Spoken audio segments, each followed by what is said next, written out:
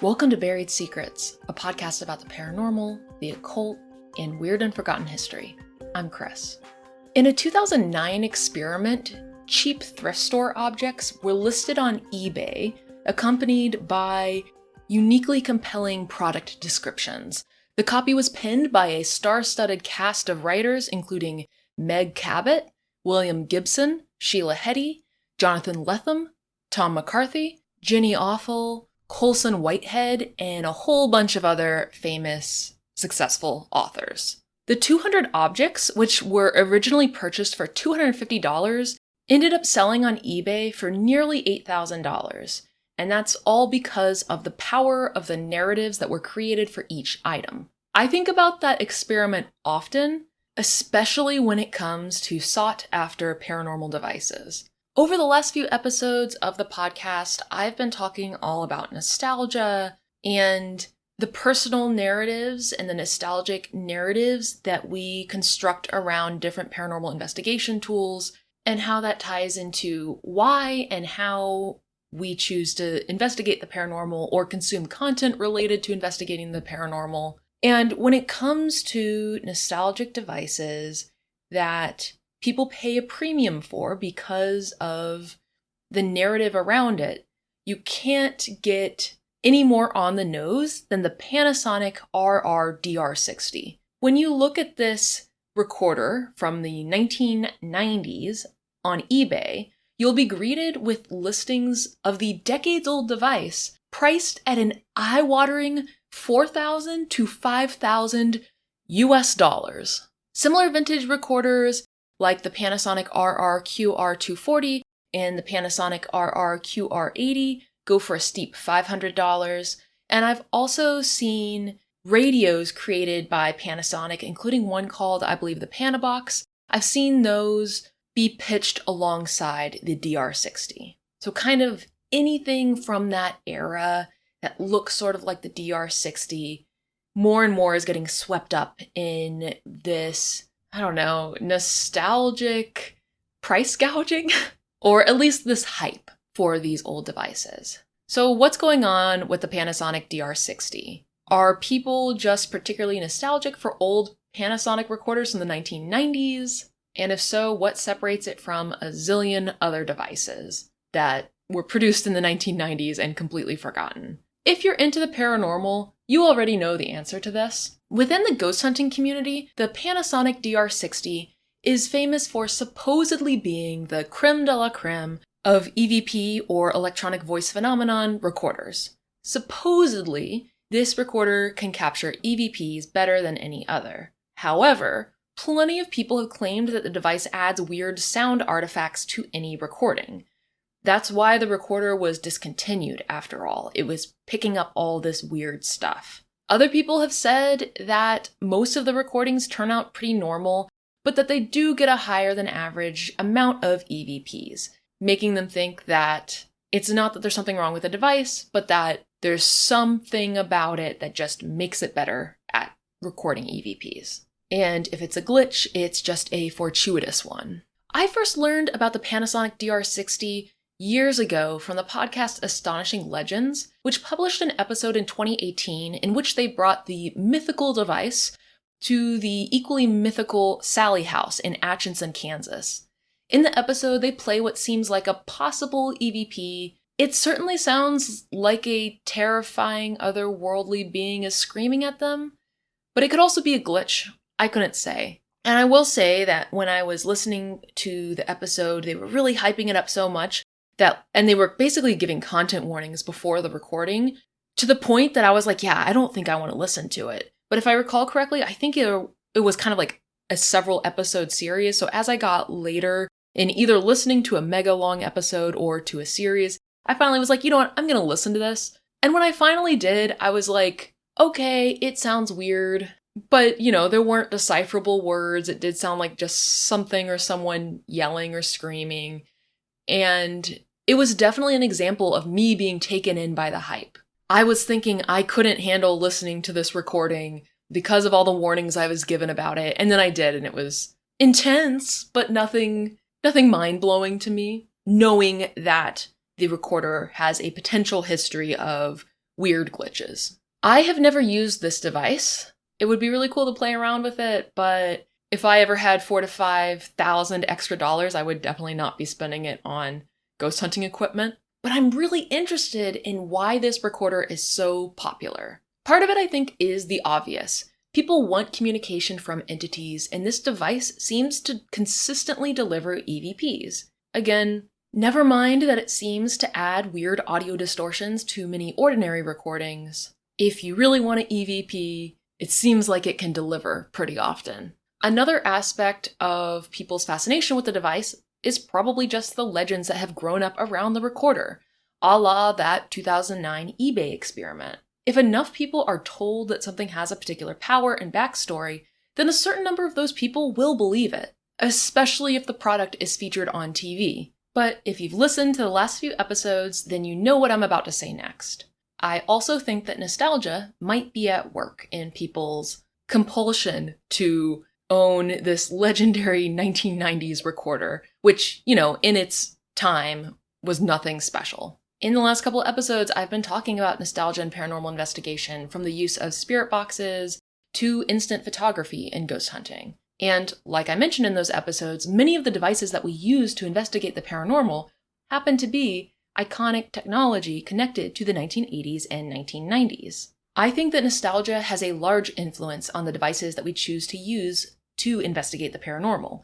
As someone who was born in the 1980s, I certainly have plenty of that nostalgia myself, and it is easy for me to idealize old tech and believe that it was better in some ways, or at least more charming. You'll definitely catch me from time to time raving about my old 2000s era PowerBook G4, for example, even though I'm very much not an Apple person. I'm a Windows user, an Android user, but I really thought that was a great computer, and I was bummed when compatibility issues made me have to stop using it. And you'll also find me walking around Queens taking pictures with one of my 2 instant cameras. I'm not immune to nostalgia.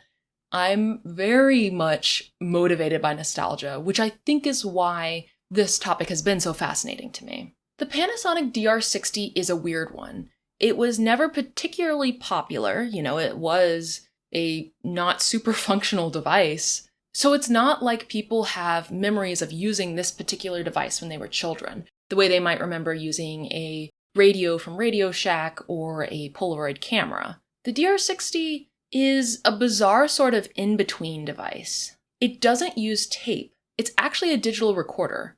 However, it doesn't connect to computers via USB.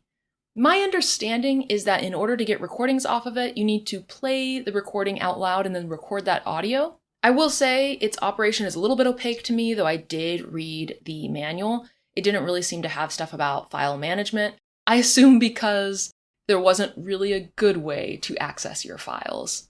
But the fact that it neither used tape nor a file type that you could pull off and put on your computer, that makes it seem like an especially impractical device in its time. Like I said, it seems like an in-between device, something that was maybe before its time.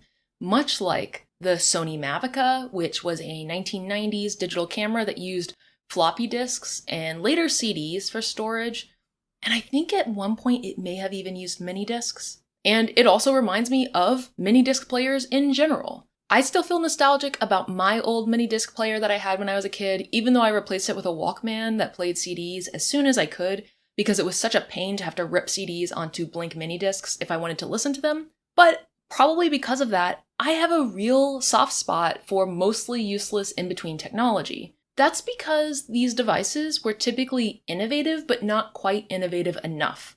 Mini discs were actually a great idea. Mini discs were just expensive and they didn't quite work for most consumers, and they were quickly rendered obsolete by MP3 players. And though it sold well in its time, the Sony Mavica was eventually replaced by digital cameras with SD cards, which could just hold more. The DR60, on the other hand, was discontinued because of its low recording quality. But even though it was a digital recorder, because of the impracticality of its file management, I'm sure that USB-connected digital recorders would probably have led to its extinction anyway.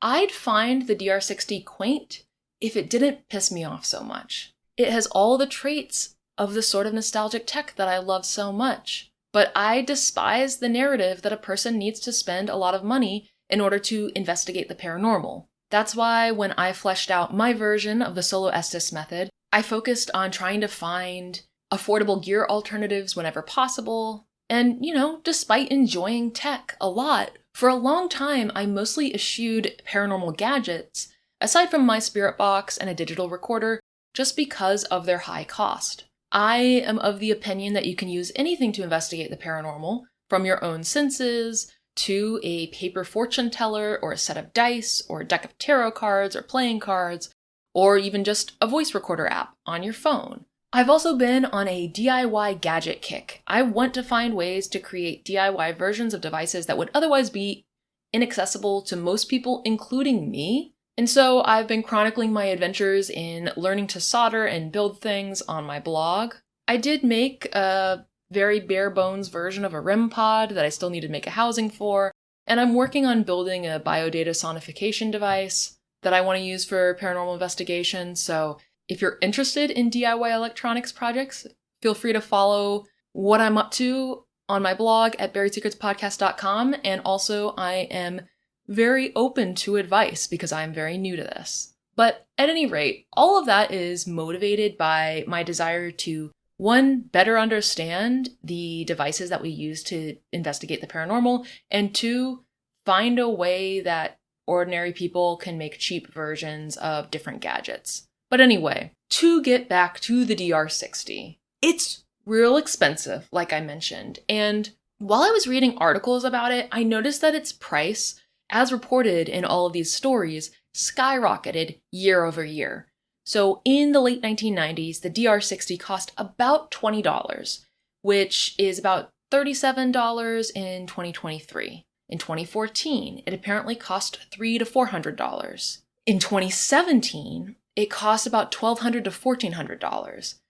And as I mentioned, a lot of the eBay listings right now are right around the $4,000 to $5,000 mark currently, today, in the year of our Lord 2023. I mentioned that the DR60 makes me mad, and a large part of it is because eBay is full of listings with language urging customers to act fast, or they'll miss out on a rare opportunity to buy a genuine DR60. Like I mentioned, other vintage recorders have hopped on the bandwagon as well. One listing for a Panasonic RR-DR60, which, remember, now sells for about $500, says things like, if you are using a Panasonic RR-DR60 by itself, without a Panasonic RR-QR80 for EVP, you are only getting part of the picture. Professional investigators have learned that they need to use both an RR-DR60 and an RR-QR80 at the same time. That absurd, high-pressure sales-type language is sleazy, ultra-capitalist drivel,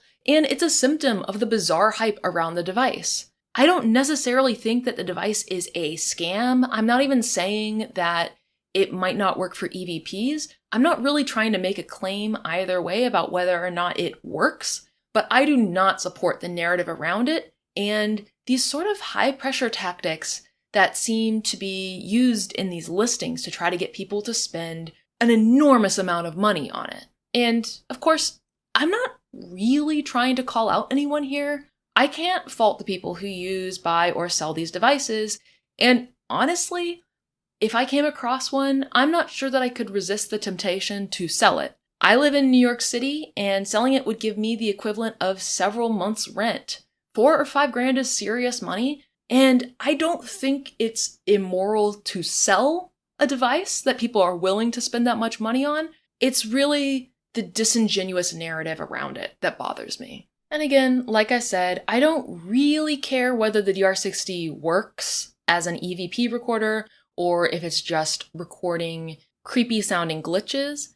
To me, it seems like a case where both can be true depending on the circumstance. Like with so many things in the paranormal, I always feel like there's sort of a glitchy trickster element always mixed in with genuine real stuff. But I do think it's worth thinking about why some devices get so much hype, and why there's such an eagerness to put so much stock in a particular piece of tech over cheaper, easier to find alternatives. Alright, so in the interest of trying not to seem totally biased against this device, I would like to share a couple half-steeped arguments that I came up with in favor of devices like the DR60. It's really just a lukewarm defense, and I'm not actually advocating for the DR60 itself because, as I said, the scarcity pricing and narrative around the device is absurd. I don't think anyone needs to spend that kind of money unless they just have like a ton of money lying around for some reason. But I did think of a couple arguments in favor of using an old recorder when trying to capture EVPs and investigate the paranormal.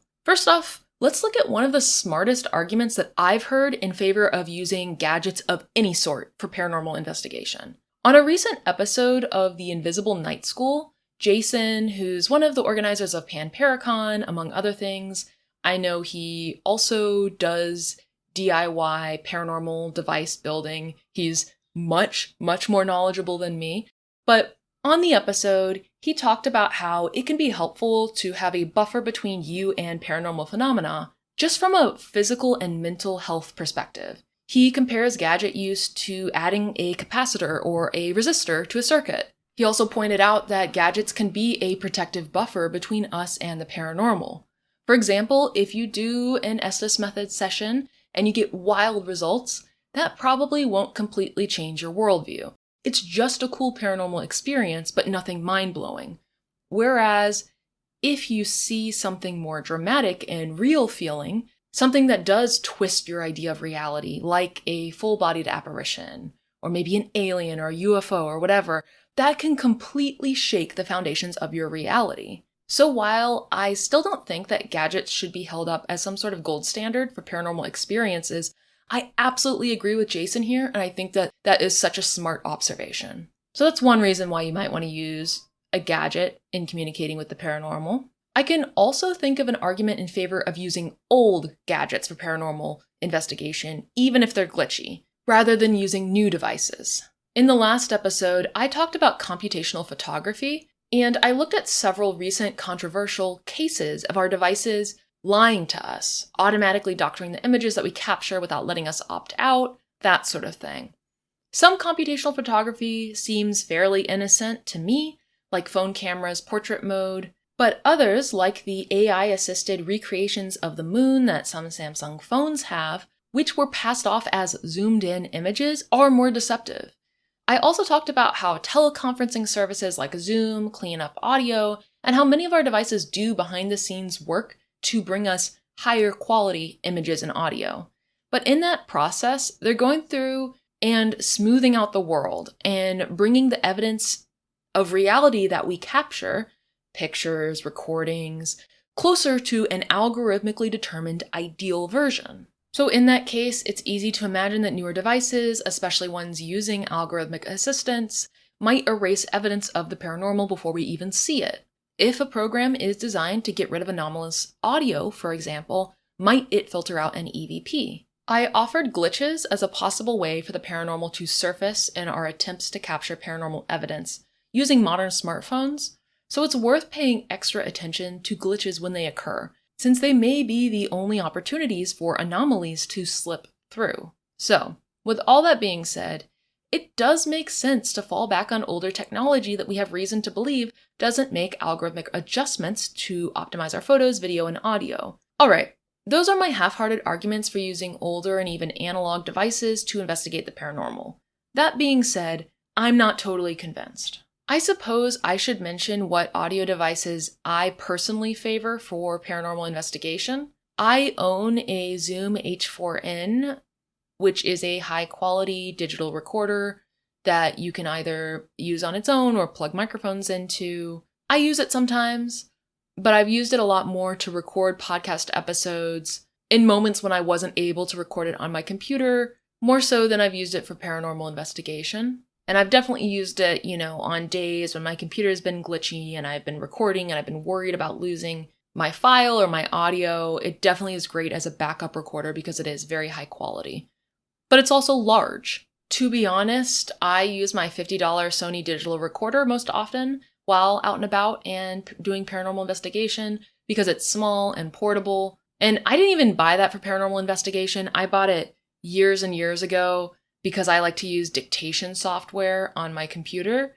And there's this feature in Dragon Dictation where you can record directly into an audio recorder and then transcribe it on your computer, so you don't have to be at your computer to use Dragon. I don't use that feature much anymore, but that's why I had the recorder lying around, and it turns out that it's really handy. And I favor that recorder over my phone because the recordings are better quality and the file management is a bit better.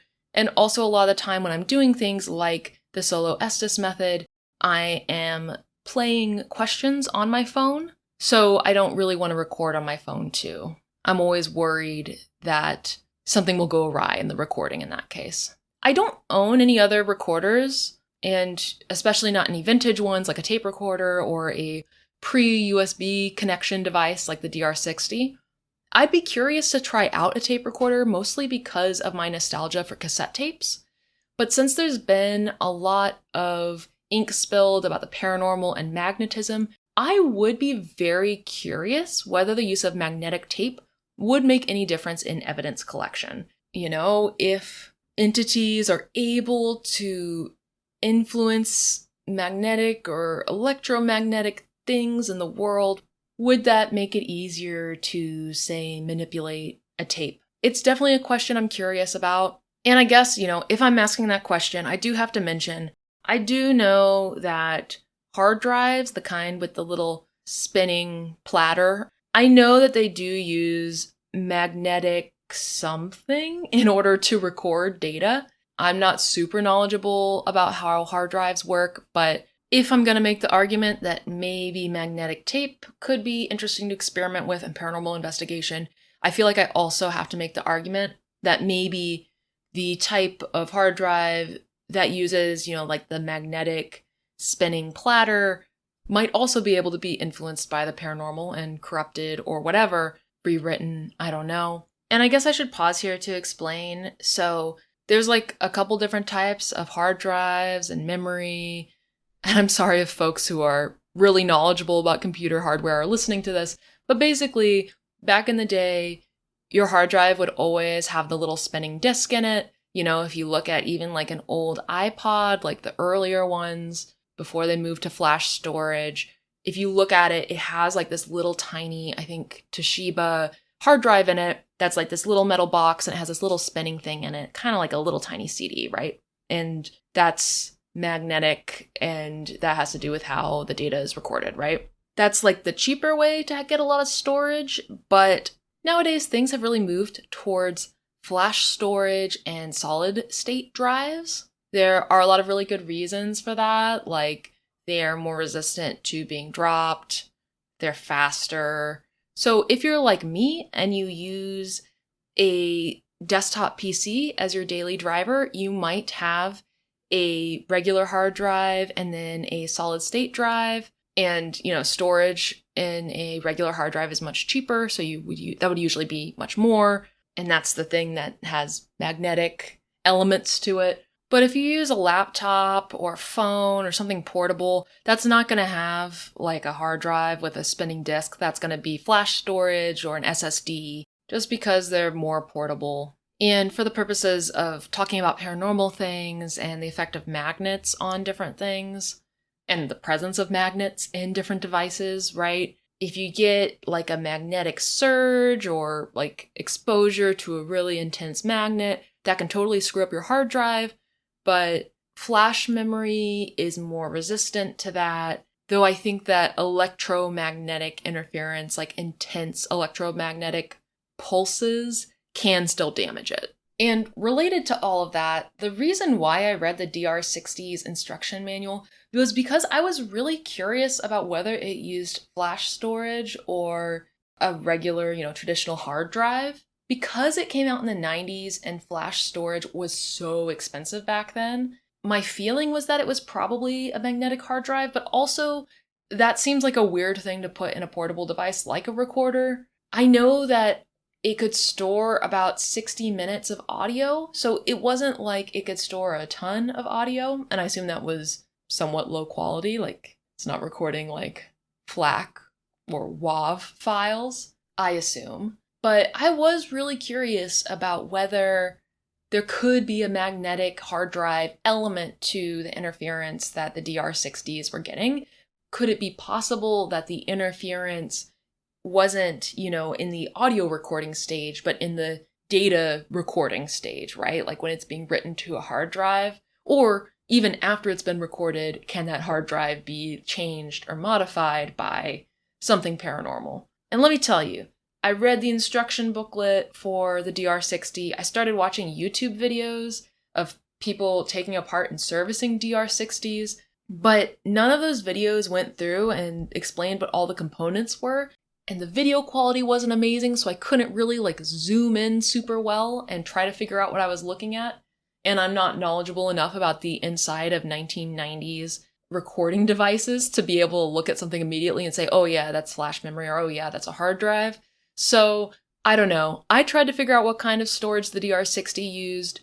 I was unsuccessful. If you know, I would love to know. Please tell me. I'm very curious, just because I think it could have something to do with the method in which the paranormal is interacting with it. And I think that also has an implication on the ways in which the paranormal might cause glitches across our devices. I'm really curious if it's easier or harder to influence or interact with certain devices. And if so, which ones and why?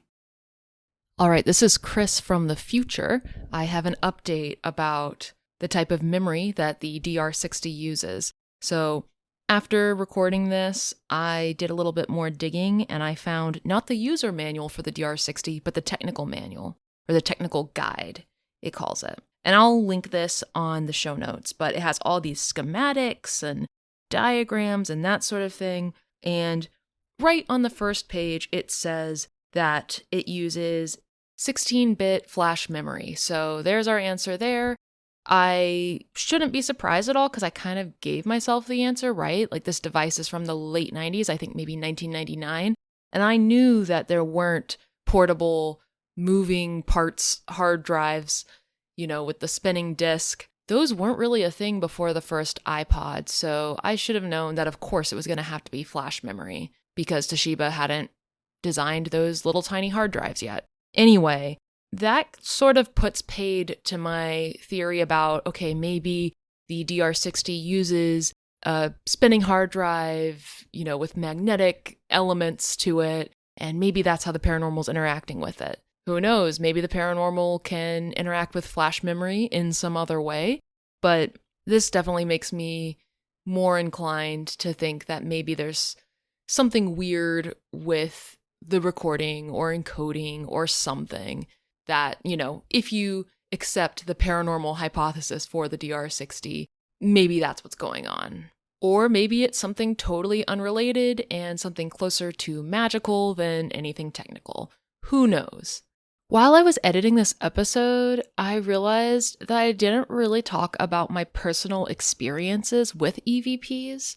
I think I've talked about it on past episodes. I think one of the episodes in my series on Randonautica, I talked about it a little bit, but I have not had a ton of success in trying to capture EVPs, which is a big reason why I haven't really been talking about my personal experience with EVPs and trying to prove or disprove the veracity of EVPs captured on the DR60. I really, at this point, am more interested in the mythology around the device and also theories behind why it might either be really good at capturing EVPs or be faulty. But in case you're curious about my personal experience with EVPs, the reason why I find them so frustrating is because there have been major trickster elements at work with EVPs that I have captured, and I've had issues with the files sounding completely different on different listens. So like when I was in one location, the location where I've recorded one EVP, I listened to it on my phone where I had recorded it using a particular set of headphones. And then when I got home, I tried to listen again. And what had been a really clear EVP was basically inaudible listening on the same device with the same headphones, just in a different location, not the location where I had collected it, even though my friend and I had both heard the same thing in the EVP at the location where we collected it. So to me, I just think there's major trickster elements going on with EVPs, and I think because of my particular experience with EVPs, I feel very ambivalent towards collecting them as evidence myself, because most of the time I feel like they're just weird trickster things that then make me look like a fool afterwards when I can't prove what I heard and the file sounds totally different. So anyways, I wanted to make sure to include that context in case you were curious, because I feel like I didn't quite tie that in a bow when I was talking about the recorders that I use during paranormal investigation. You know, I have tried those recorders for EVPs, but really I use them more just to record an investigation. And, you know, if they capture something weird, that's cool, but that's not my main goal when I use them. All right, let's get back to the episode. So that's mostly what I wanted to talk about for the Panasonic DR60. If you have experiences using the DR60, I would love to hear them. I'm so curious about what people have experienced with them, because even though I know there's hype and, you know, I think a lot of stuff gets amplified on social media and such, I'm super curious about what, you know, ordinary investigators have seen when using it. And also, if you're knowledgeable about what type of storage the DR60 uses, I'm just flat out curious about that. I'm curious about it from a paranormal perspective. I'm curious about it just from the perspective of someone who likes to know what's inside of things. And I've talked about this on my blog this week, or the last week or so, but I've had a really hectic week. I'm about to go on vacation, and I've been stressed out, which means I've been watching a lot more YouTube than usual, and I've been watching this great YouTube channel called Dank Pods, which is just this dude yelling at different devices, most of which are like crappy MP3 players. And it's much more entertaining than it sounds, but a lot of the time he takes apart devices, and kind of what got his channel started and something he talks about a decent amount on the channel is he used to flash mod old iPods. So basically like take out the old hard drive with not that much storage and then use this board to modify it to take micro SD cards and expand the memory by hundreds of gigs, you know? So I'm sure that's another reason why I'm curious about this, just because I've been watching so many videos of someone taking apart small nostalgic devices and switching out the type of storage that it has. Anyway, these are the things I think about. Tiny technical details and also the paranormal. I'm also just super, super curious if people have thoughts about the ways in which the paranormal interacts with our devices, in particular from a technical level. Like, do we have reason to believe that they might be able to interact with magnetic tape better, you know, cassette tapes? Do we have reason to believe that they might be able to affect something like a hard drive, you know, an old non-solid state hard drive? On my blog, I've definitely been talking a lot about things that people have written and theorized about magnets and electromagnetism and the paranormal. So it's sort of a topic that I feel like I'm saving little tidbits about, and usually that ends up leading to an episode on the subject eventually when I have enough tidbits and when I've developed a point of view on something. So I'm super curious about what people think about magnets and the paranormal. I'll be back next time talking more about nostalgia and paranormal investigation and the devices we use for paranormal investigation, so keep an eye out for that. In the meantime, I've mentioned my blog a few times. That's just at buriedsecretspodcast.com. I post writing on there every single weekday. So far, I haven't missed a day. I think I started in mid-March, and I've been going strong every weekday writing about paranormal stuff, tech, creativity, nostalgia, kind of everything in that general zone. So check that out at buriedsecretspodcast.com if you're interested. You can also sign up to receive it as a email newsletter on the website or on Substack. It's just buriedsecretspodcast.substack.com if you prefer using Substack. You can also, add the RSS feed into your RSS reader. If that's how you like to consume stuff. I have links for that on the website as well. You can follow me on Mastodon at Buried Secrets Podcast at weirdo.network. You can follow me on Instagram at Buried Secrets Podcast. You can email me at buriedsecretspodcast@gmail.com. And thanks so much for listening.